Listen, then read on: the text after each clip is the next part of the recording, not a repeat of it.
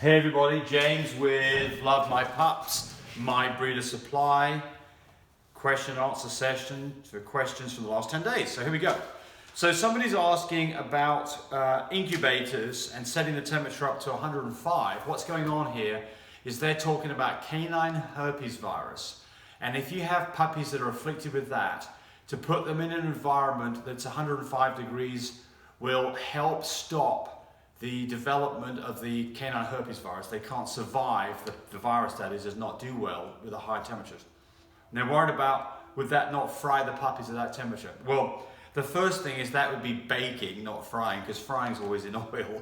This would be air frying, which we don't want to do that. So, the answer to that is, our incubators are a bit different than the other ones out there, in that rather than being forced air forced air incubators where they heat the air up, ours don't have that going on at all. They just heat the floor up. The floor is heated up. And so the puppies come in contact with that nice warm floor. It doesn't dry the air out inside. And so we actually routinely set these things when we're using them to 40 degrees centigrade, which is almost 105 degrees, about 104.8 degrees Fahrenheit. So we put our puppies in that environment anyway, and they do great, no problem whatsoever. So the answer is no, won't damage. How can you tell if a puppy's getting hot? Well, I can tell you, I had a call last night with some people who had a puppy that's 3 days old, and they said it was panting, they were worried about it. And we talked about it for a little bit, and the conclusion was, the correct conclusion in fact was, the puppy had got too hot. And they had a box with a heating pad in it, and they had a heat lamp. And that was just getting the puppy too hot, so the puppy... So typically in little puppies, a week old or less, what you'll see is gasping for air is a bad situation. That's rather different. Those are puppies that have got a problem. You know, sometimes we call this fading puppy syndrome, but they can start to go blue, they need oxygen, they need to get warmed up. That's not what this puppy was doing. This puppy was... And so typically puppies that are breathing fast with the mouth open have got too hot. That puppy got too hot. Took away the heat lamp, fixed the problem. Okay, somebody here is asking about, they're going to put two dogs they're going to mate, and they've been tested for the cocoa gene, for the what was formerly untestable chocolate. So they have two dogs, and one dog has one copy of blue, one copy of testable chocolate, and they say it doesn't have red eye glow. Well, it won't, it's only got a single copy. And they're breeding that to another dog that is a blue with one copy of testable chocolate. And they're asking, what will they get? So the answer is, we'll do this part first. Punnett square. So this is easy because both dogs are similar. What do we get? We get a non-chocolate dog. We get a dog that carries chocolate but will not have red eye glow. We get a dog that carries chocolate, and we get one, there it is, one chocolate dog. So we get 1/4 chocolates with red eye glow. The other ones, 1/4 not chocolate at all, 1/2 chocolate carriers. Okay, then looking at the blue, what do we get? So do the Punnett square down here for that. So we've got a blue carrier bred to a blue dog. What do we get? We get a blue carrier, we get a blue dog, we get a blue carrier, we get a blue dog. So we get 1/2 blue, and we get 1/2 carriers. Blue carrier. So if you combine these two together, what could you expect? So based on so a chocolate dog that's also blue would be a lilac. So 1/4 of the dogs are chocolate, of which half of those are true blue. So we get 1/8 that will be lilac. We will get 1/2 of the dogs overall will be blue, but 1/8 has been taken away by lilac. So that's 3/8 would be blue. And that leaves us with 1/2 that are carriers, but they are neither blue or chocolate or lilacs. So there you go. That's not exactly right. You get 1/4, you get 1/8 chocks actually. don't get too worried about the specifics. The answer is that you can expect to get 1 quart of chocolates and then 1/8 of the total litter being lilacs. So what's your chance of lilacs? Relatively small. If you have a big litter, then maybe you get a lilac out of it. I mean, you can have a single puppy and get a lilac, but it's just very unlikely. 1 in 8 times you would not. All right. Next question. Ooh, here's a morbid one. Somebody wishes me a happy birthday and then asks the question, how many deaths do you experience with your French bulldogs? And so, never had that question. I think it's a good one because, look, I've got a lot of stud dogs and I've had a lot of dogs over the years, and so you are going to have some unfortunate situations. So in my stud dogs, I've had 3 deaths. And I'm talking about adult dogs. 3 dogs have died. What happened? Right, one was bitten by a snake. That was Kahuna. That was a few years ago. One was bitten by a snake. One got a blocked urethra. And he could not pee, and we couldn't do it. We couldn't get it opened up, and a couple of days later he was dead. And I got one who just was dead one day. That was a lilac boy. That was Churchill. Very sad because he was such a beautiful dog. They're all sad, by the way. And this was Kahuna. He was one of my first blue boys. So he was about 4 years old. He was about 5.5 years old. And then another one was just dead. In the morning when we went to go check on everybody, he was just dead. He was about 4 years old. So he was a lilac. That was Purple Haze. So there you go. So I've had 3 deaths in studs in the last, 3 years. So, and so it happens. All of these weren't through negligence. It's not like we don't make mistakes. They weren't through negligence. This guy here, a snake had literally got into one of the barns, and he was in the barn and he got bit. So, it's a sad situation. This one here, why he got a blocked urethra, I don't know the answer. We can never find out where the blockage was. We tried to catheterize him, we couldn't get it sorted out. He went downhill very quickly. This guy here, I have no idea what happened to him. He was a healthy, happy dog one day, next day he was no longer around. Now, now as far as girls are concerned, I've had one girl that had her incision opened up after she had a C-section, and she got septic, and she died about 24 hours later. That was about 7 years ago. That was sad. Had to raise the whole litter by hand successfully, but it was sad that she was in such a terrible situation. Now, puppies. Now, that's a different deal. You are going to have some mortality in puppies. So you are going to have things that go wrong with puppies that, you try like crazy, and every now and then you'll get a very small puppy and it just doesn't make it. And I have had a few cleft palates over the years, not very many, but a few, and I've never been successful. I've tried, I've never been successful raising a cleft palate puppy. They just can't. What happens is they can't suckle. You have to bottle and tube feed. They end up getting a sinus infection. I've kept some alive that have been small but running around dogs with their eyes open at 3 weeks old, and all of a sudden they're just dying.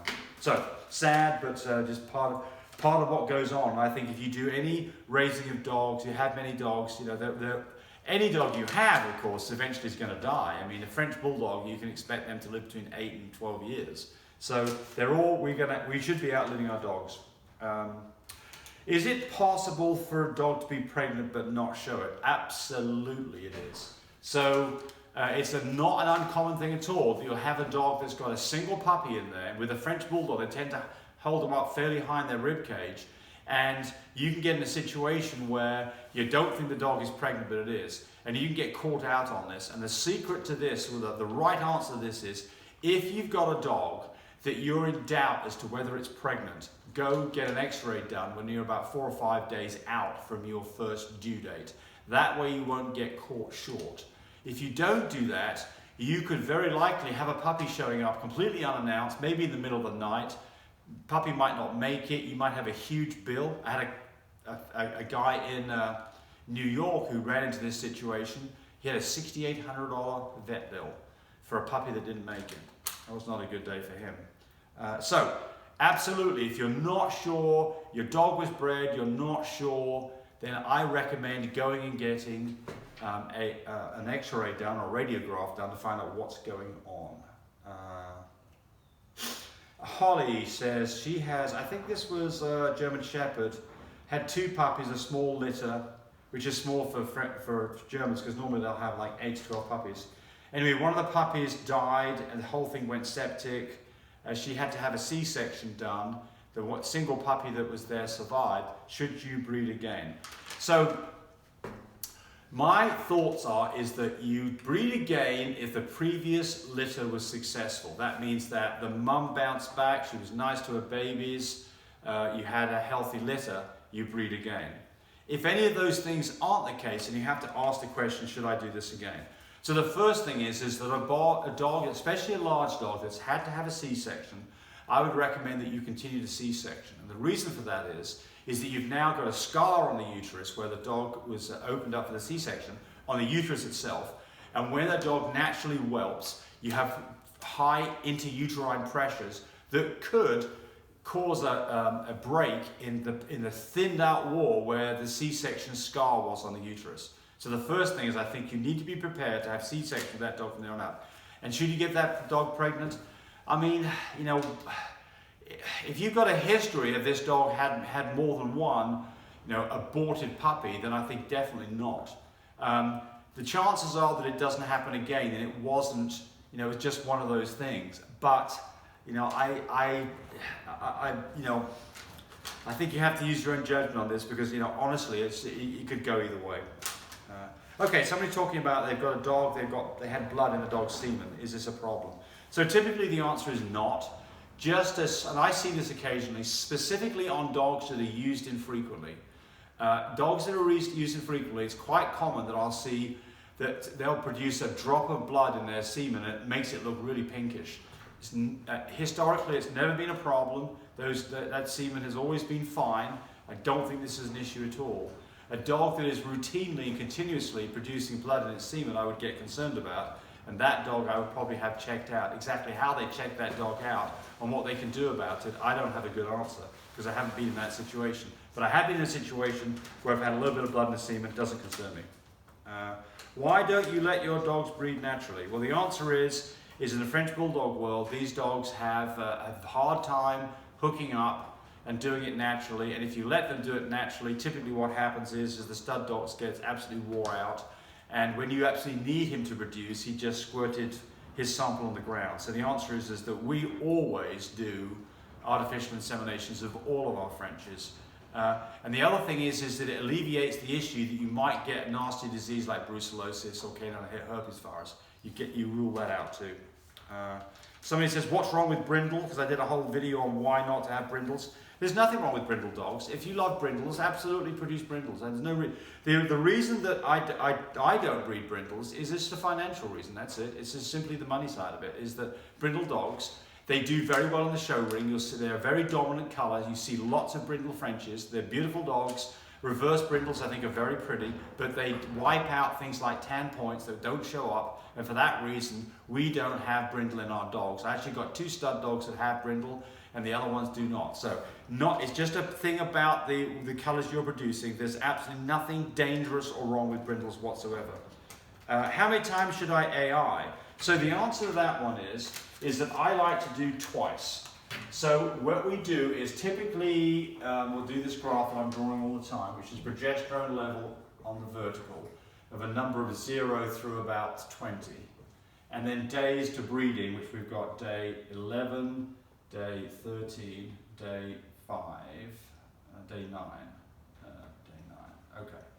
So it starts off at a low number for the first 5 days. The number is less than 1. It's a very low number. It climbs very slowly. Then it goes to a level of 5 about the time the dog's ovulating. So right here.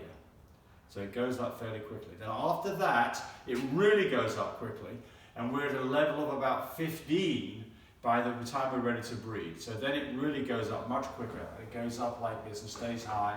Regardless of whether the dog was bred or not, the progesterone levels are up at numbers of 30 to 70. Okay, so when do we breed? We want to breed 2 days after ovulation. So ovulation is the point, typically the dog's discharge colour is starting to turn much lighter in colour, more of a pinky or a vanilla colour. We want to breed 2 days later, and there's the 2 days right there. So 2 days later, we want to do our first AI.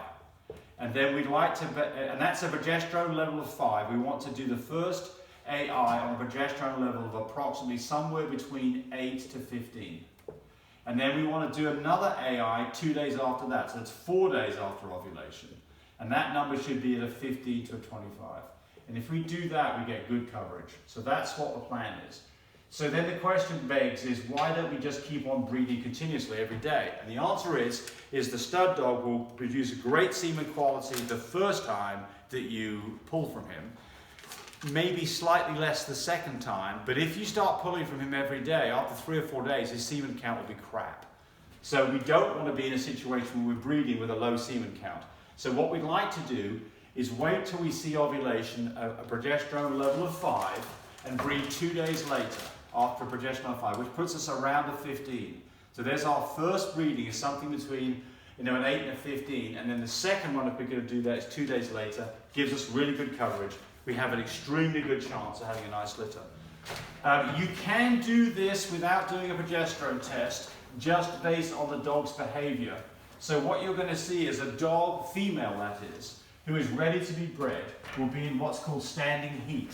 You will see her flagging. She'll move her tail off to the side. She will stand there. She will let the male get on top of her and let the male stay on top of her for 10, 15 seconds before it moves away. If the dog immediately sits down on the ground or turns the butt away or snaps at him, that dog is probably not ready. So you're probably early if you're doing it just by outward signs.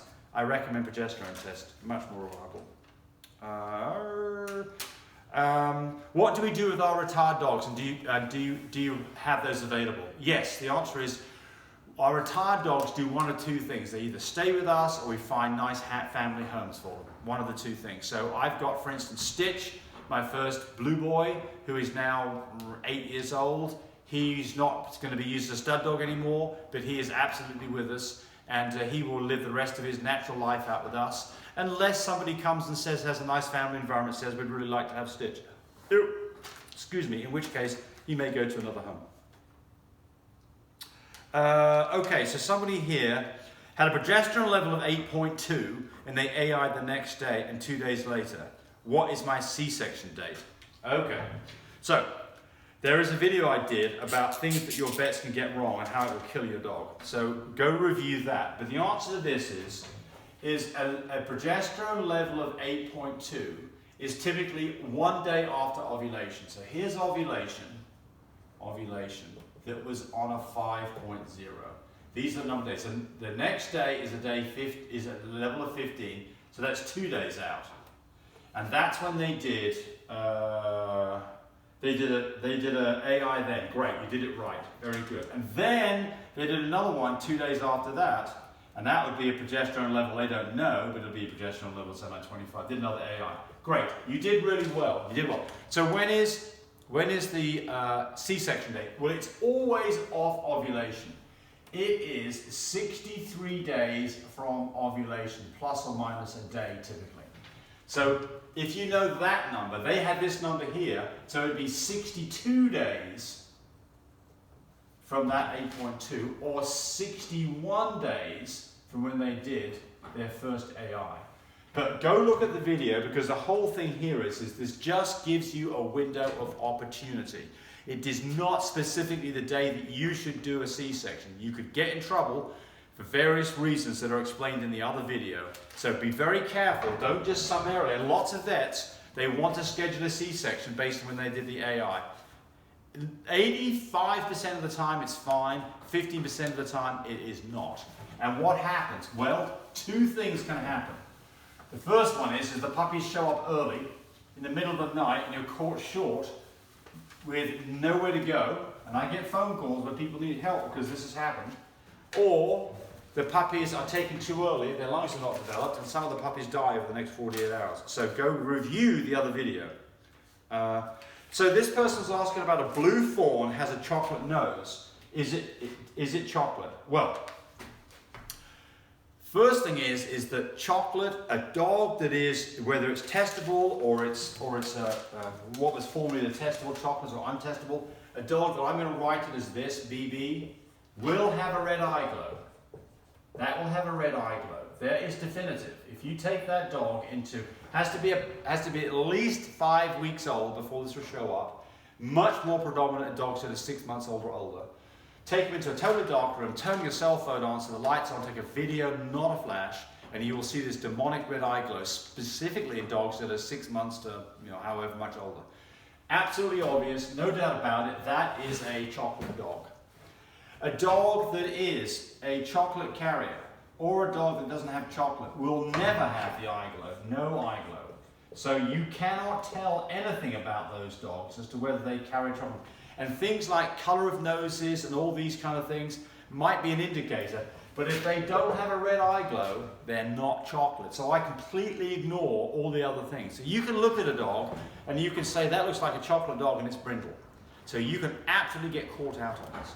So the only way to categorically to tell is either go have the vet gen test done for the cocoa gene, or if it's testable for the chocolate gene, or, much simpler, red eye glow. If it's a carrier, the red eye glow does not count. I get people come back and say, I think my dog might be a chocolate carrier, it has a red eye glow. They're probably taking a flash and getting confused on what the red eye glow looks like.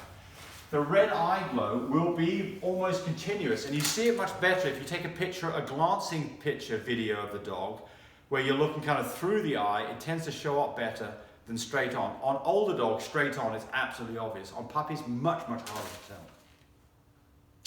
tell. Getting close here. I did a surgical AI 2 days after ovulation. Okay, fine. So take the puppies at 59 days. Is that safe? No, it's not. It might be, but we don't know. What you got to do is go back, look at the video that I've got that shows all the things to watch out for. Temperature drop, not eating food, nesting, got milk, panting, and then a progesterone level of 2 or less. Go look at that video, don't screw up, don't get it wrong, just to summarily decide that it's 59 days from the AI. I can tell you, most of the time you're probably going to be okay, some of the time you will absolutely get caught with your pants down. So be very careful on this. Somebody telling me that there's, on the VetGen site, I talked about the Pacific Cocoa chest, there's one that's C324, is the full coat color plus the cocoa test. Great, good to know. That's VetGen. This person has a dog that's 52 days into their pregnancy. The dog has an itchy bum, red vulva, and red teats. What's going on? Okay, so anytime that anybody ever calls me up about a dog that they're worried about, the first thing I will always ask, and the first thing you should always do, is take the dog's temperature. It's so simple to do. It is the first line of seeing whether you have anything bad going on. So a normal temperature is 101.6 or less, is a dog that probably doesn't have anything disastrous going on. A temperature above that, it's definitely a trip to the vet, something's going on, you need to find out what the situation is. So you've got an itchy bum. So itchy bums, those are typically parasites. Now a dog is scooting its bum across the ground because it's got an itchy bum and making it red and sore. If they've got red teats, red vulva, red bum, what I would do is I'd put some, I'd get it nice and clean, and then I would go put some Neosporin on it to help that situation. But check the temperature. This person has a husky, and she wants to know whether she should help in the birthing. Absolutely, you should. So. In dogs that breed naturally, and dogs that don't require C-sections, Labradors, Golden Retrievers, Huskies, those dogs, and I've been involved in those, I was always present as the person that the dog knew and liked. I didn't want a whole family and friends to come visit and watch the birthing. They're excited about it, I understand that, but you don't want your dog to be nervous. So, the general rule of thumb is to kind of let mum get on with it, give her a good, nice environment to do this in, but keep an eye on her. And then, specifically, if you've got a dog that is in the process of birthing and is having problems, and I always got involved in this, I would go get myself a paper towel or a hand towel, and I would physically grab the puppy as it comes out and help pull that puppy out. And the motion for this, and my drawing is going to be terrible here. So this is the dog's head on this end here. Here's the dog's back, and here's the dog's tail up in the air here, and here's the vulva right there, right? So here's the dog, right? This puppy is coming out of the vulva, and the motion is, it's a downward pull. That is the motion, a firm, steady pressure. So it's going to be slippery, that's why you have the paper towel on there. You should be gloved up. And it's grab what you're seeing coming out, and it's a slow, gentle, forceful pull in a downward motion away from the tail. That's the motion to get the puppy out.